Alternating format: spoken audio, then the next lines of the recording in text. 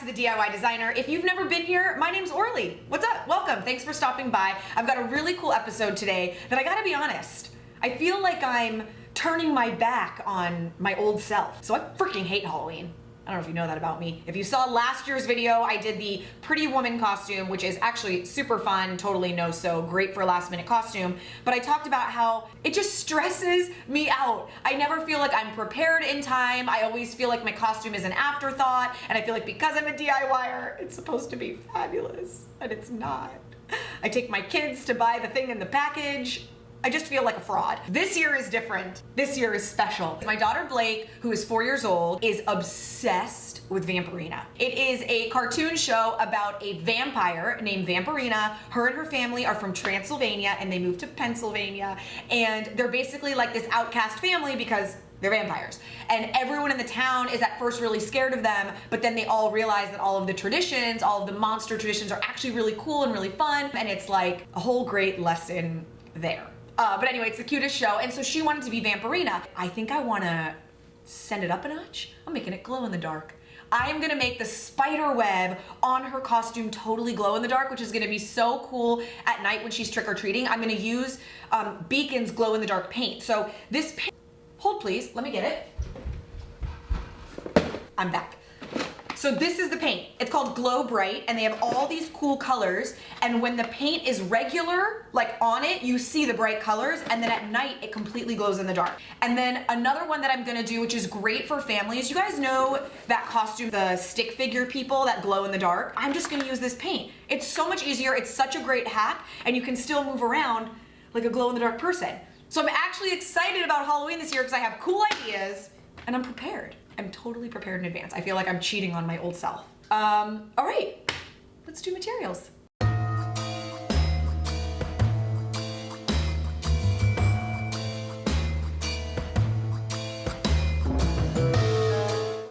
So here is Blake's dress. The very first thing I want to do is find my center point so that that first line running down the center of the body is in the right spot. So I marked the bottom and the top, took a ruler and just drew a straight line.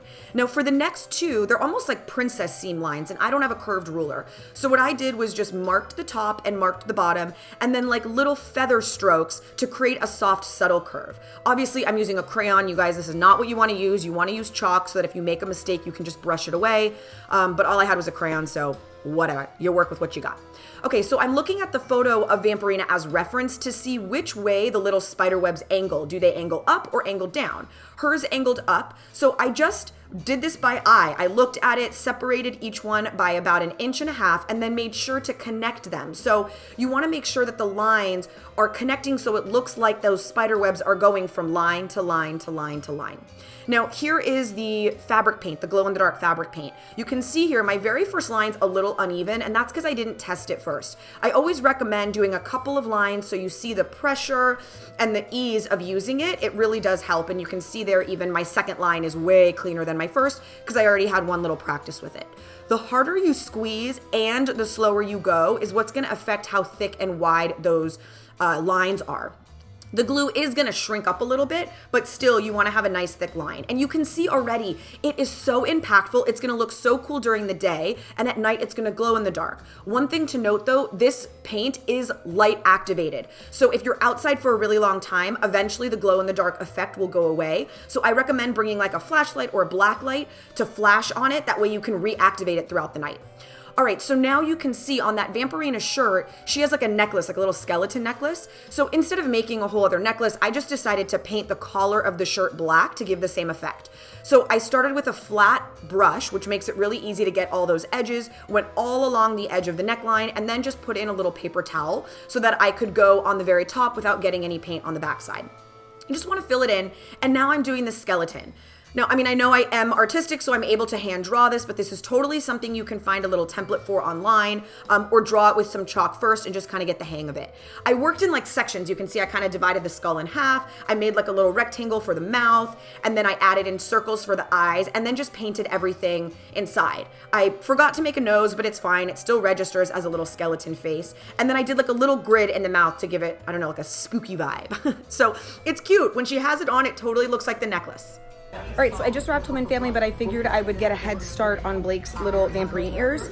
So I just cut them out of cardstock. I hand drew it, but you can find a template online.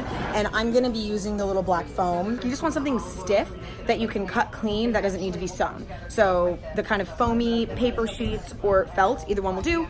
And then I'm gonna put them on these little alligator clips, which are super cheap.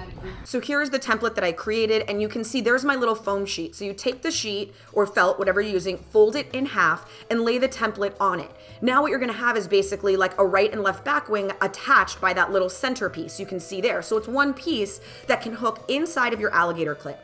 Then all you have to do is add a little bit of fabric glue to seam it up, put like something soft, a paper clip or a little binder clip to hold it in place while it dries. Now I'm moving on to my stick figures. I can't wait for you guys to see these. These are so fun.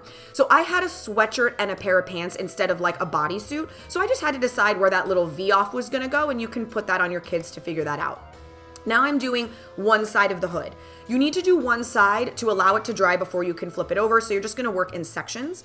This was the center, that long straight line that goes down the body. Now when you're doing your sleeve, when you're doing your arms, you wanna start the arm at the highest possible point you can. So that's basically right at the base of the hood. Right at the base of the hood is where the line that goes straight down the body goes, and that's where the two arms will come out from. Once you do one side, you need that side to match the other. So you can see there, I just put a little mark for myself on the shoulder and on the cuff so that I knew where to go, and then I just filled in the line.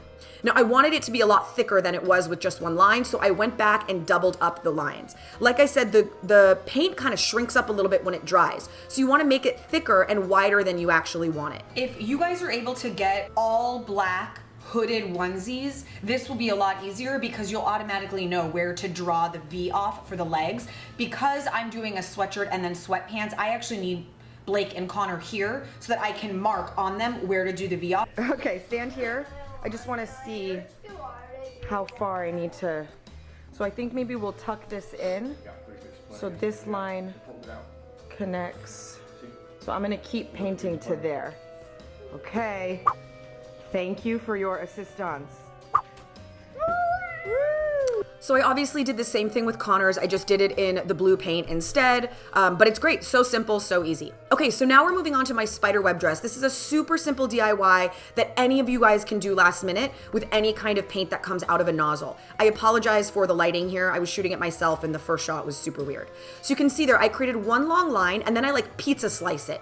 Divide that one long line into pizza slices, and I have a better shot coming in just a second, but basically we're doing similar little spiderweb lines like we did on the Vampirina dress. Just in between each one of those little pizza slices, you're going to want to connect the lines with little curves. Start at the same point, curve down, and meet the next one at the same point so they look connected.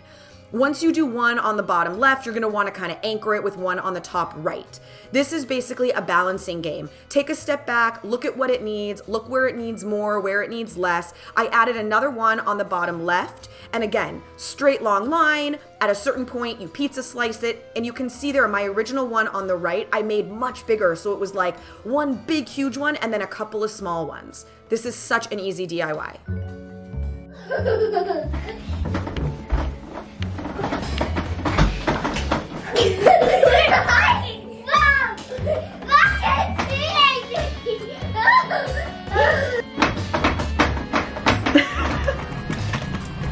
Stop! Nailed it.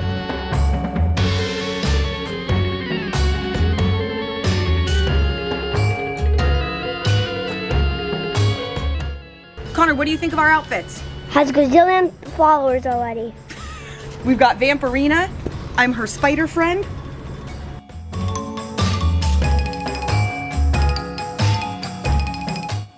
You look great. Thank you. See your bat ears?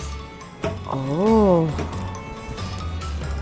And Blakey, that's gonna glow in the dark at night.